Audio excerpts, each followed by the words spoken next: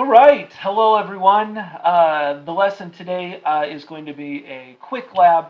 I know a lot of you are disappointed that you're not going to be able to do the lab in class today, but don't worry, next week when we come back, there'll be another lab that's more exciting that we'll do together. So hopefully, fingers crossed, we're back in school next week and you'll be able to do the next lab. So the lab that we're going to be doing today, the assignment is called Metals, Nonmetals, and Metalloids.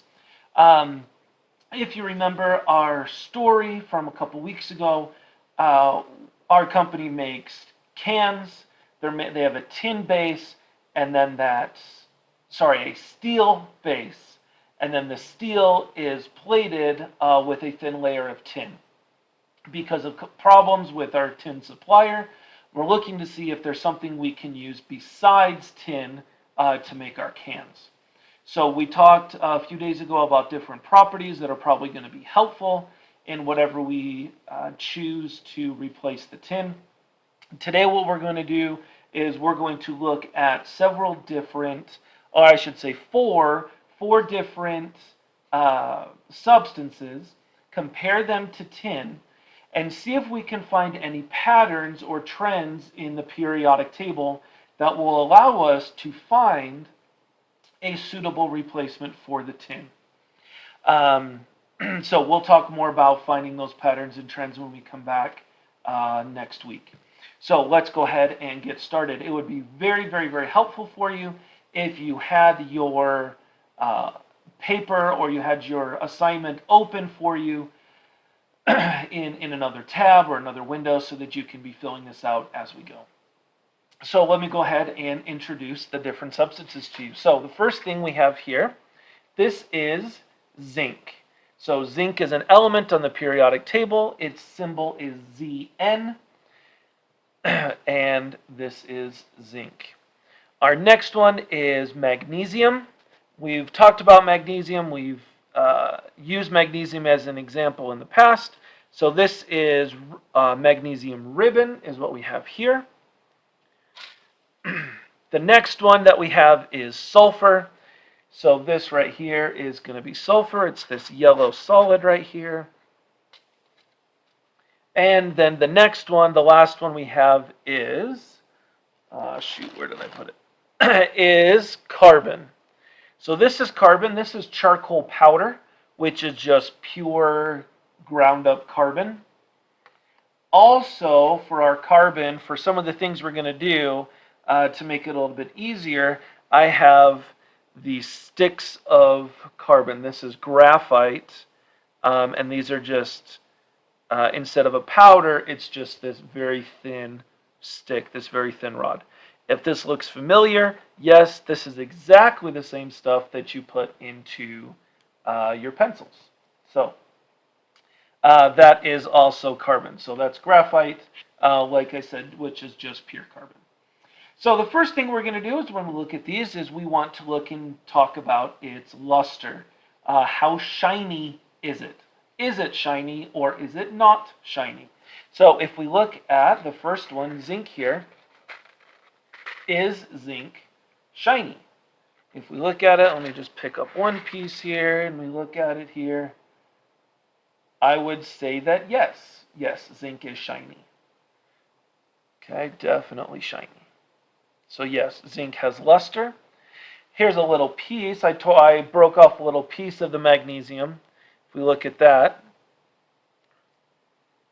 and we can see now it's a little bit dirty, but you can see, yeah, that's definitely shiny as well. So magnesium also has luster. I'm just going to put that over here. Next is sulfur. If we look at sulfur, even if I get it really close to the camera, you can see that that's not really shiny. Let me see if I can. Oh yeah, that's much better. You can see that. It is not shiny at all. Not shiny at all. For the carbon, for our charcoal powder, if I turn this light back on, you can see it sparkling a little bit. So you might say that that has some luster, that is shiny. If we look at one of these rods, like what you put inside of your pencil. Oops, if I can get one out here. Here we go. Okay, you might say that that's shiny. Maybe not. Yeah. So if it does have luster, it's maybe only really as a powder. Maybe would I say that has luster? Um, we'll look at it a little bit. We'll try something else later and see if we can get some more luster from that. So that's number one. The second one we want to look at is whether or not it is malleable. Now remember, we talked about this the other day. Malleable means, it's also a word on your Quizlet, so make sure you're doing your Quizlet. Malleable means whether or not you can bend it without it breaking first. Okay, so here I have my zinc. This is definitely something that I can bend without breaking. Okay. Here is my magnesium ribbon, and obviously I can bend this a whole bunch of different ways, and that's not going to break. Okay. Now for the sulfur, let me see if you can see it better if I put down this dark tile. So here is my sulfur, okay, and if I try to bend this, it's just going to break into two different pieces, actually three different pieces, okay. So sulfur would not be malleable. Now for the carbon, obviously I'm not going to be able to try and bend the powder, so that's why I have these sticks here. And if you've ever used a pencil before, you know if you push too hard on your pencil, what's going to happen? Well, let me show you real quick. What's going to happen if I push too hard on my pencil? That's going to break. That's going to break. So carbon is definitely not malleable. No, that definitely breaks before it will bend. So as far as malleability, zinc and the magnesium are malleable. Sulfur and carbon are not malleable. The next one we're going to look at is, I believe, let me check my notes real quick. I believe the next one we're going to look at is ductility. Okay, so ductility, that's a new word that we haven't talked about before. Ductility is how well can you stretch it into a wire? Okay, how well can you stretch it into a wire? So I'm actually going to need to grab a better piece of zinc to take a look at this, because all of those pieces that I pulled out have very, very, very sharp edges, and they cut my hand. So here's another piece of zinc. Okay, and you can see not only is it malleable, not only can I bend it, but let's see if I can get a good grip on this. Let's see if I can get a good grip on this.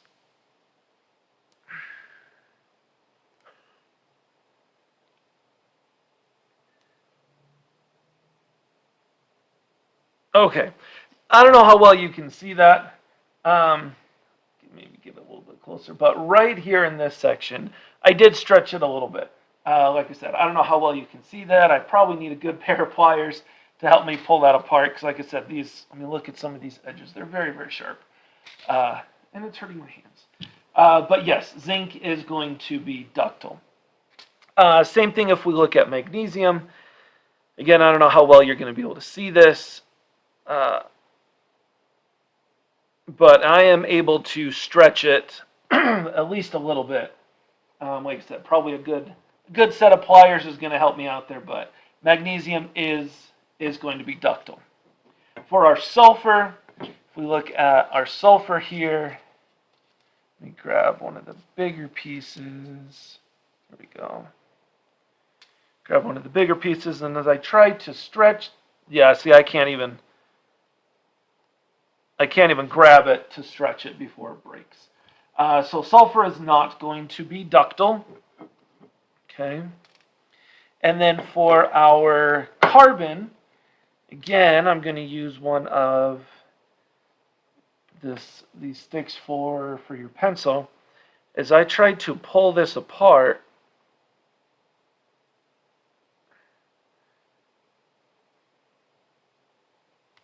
I'm just, it broke. I don't know if you could see it or hear it, but there's the little piece here, and here's another piece. So that is not ductile. No, that went ahead and broke. So as far as ductility goes, the only two that are ductile here would be the zinc and the magnesium. The sulfur is not ductile, and the carbon is not ductile either. The next one we're going to look at is conductivity. See if they conduct electricity. So for that, I have a conductivity meter here. It's just a battery, and then these two electrodes down here. As I touch it to a substance that conducts electricity, these lights up here are going to turn on. So, for example, I should conduct electricity at least a little bit. So let's see if I conduct enough electricity.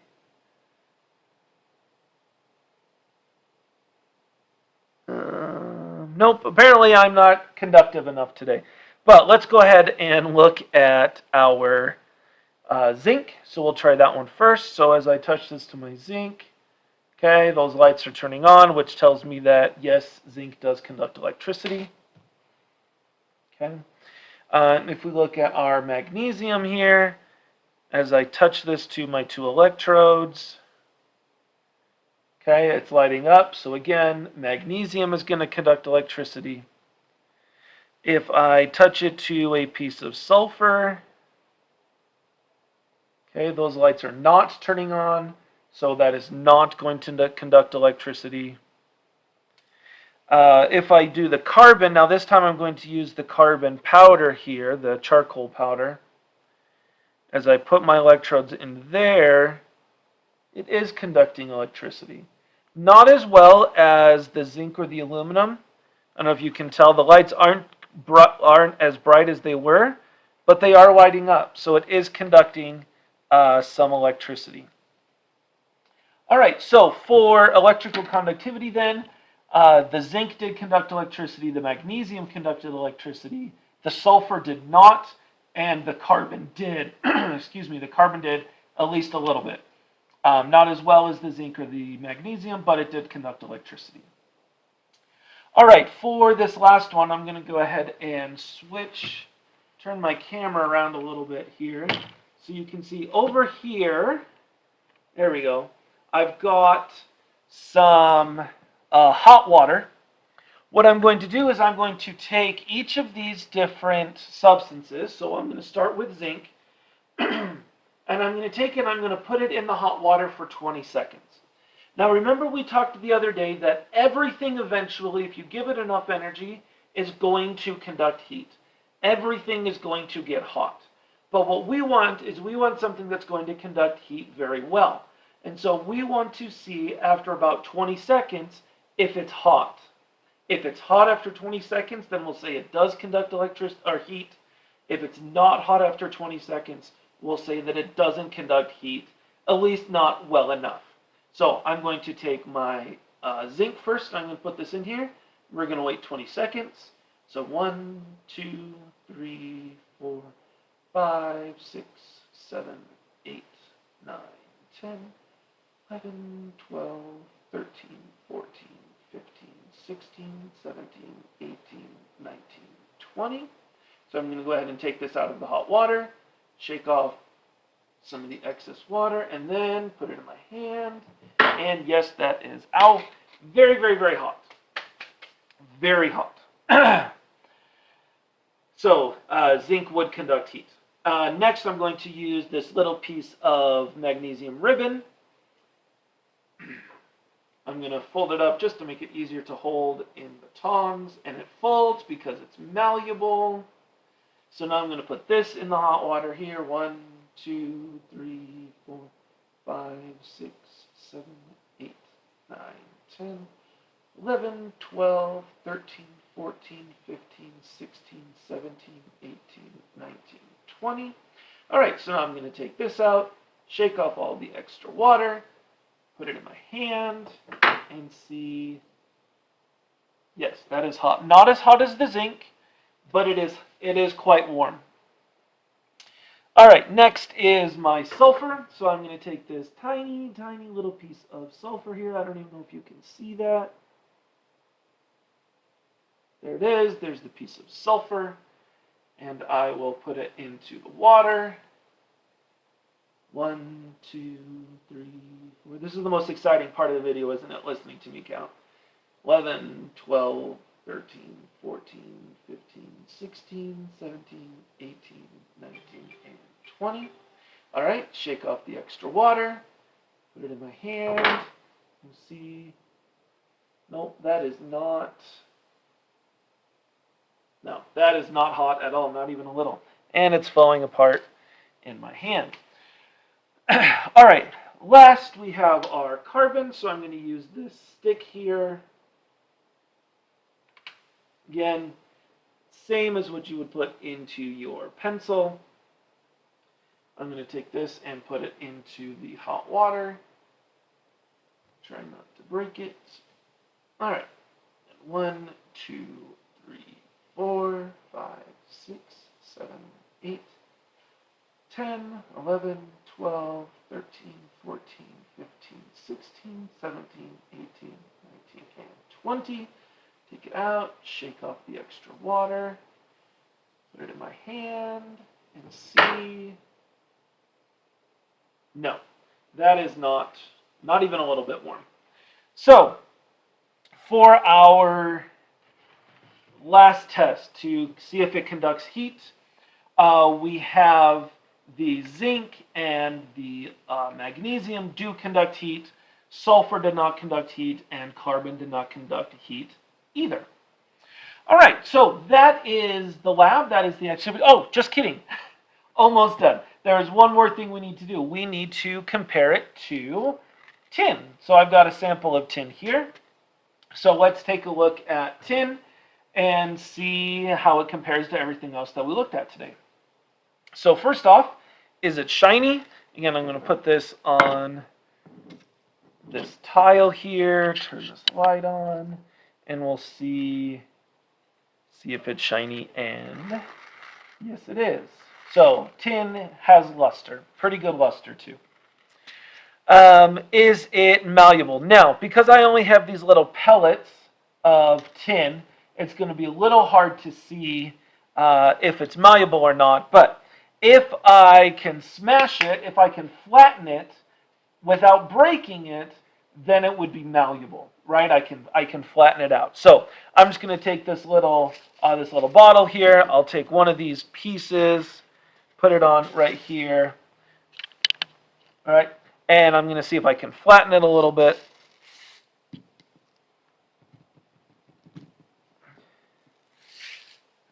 Okay. Now, I don't know how well you can see that it flattened, probably not at all because it's super tiny, but it's not rolling, it won't roll anymore. So I flattened one side of it so that it doesn't roll like these other ones will. Okay, so tin is malleable, which we already knew because we need it to make our cans. I'm not going to be able to pull these apart. I'm not going to be able to stretch these out like I could barely do with the zinc and the magnesium. So I'll go ahead and tell you that yes, tin is ductile. As far as conducting electricity, we can do that test right here. So if I've got my sample of tin, here's my conductivity tester. I put that in there, and you can see that yes, it does conduct electricity. Better than the carbon, if we could remember. So it does conduct electricity. And then to conduct heat, it's going to be hard for me to put these little pellets into the hot water and hold them with my tongs. So I'll just go ahead and tell you that yes, it does conduct heat, which again, we already knew because in our tin cans, we cook the food in the can, so the tin has to conduct heat. So as far as our 5 tests today, tin has luster, tin is malleable, it is ductile, it conducts electricity, and it conducts heat. So now the lab is over. Now that you have the lab done, now you can go and answer the questions at the bottom of your assignment. If you need any help or you're not sure, feel free to send me an email or shoot me a text, and I'll be able to help you guys out. All right. Again, hopefully we're back to school on Monday, and I'll see you then. See you guys.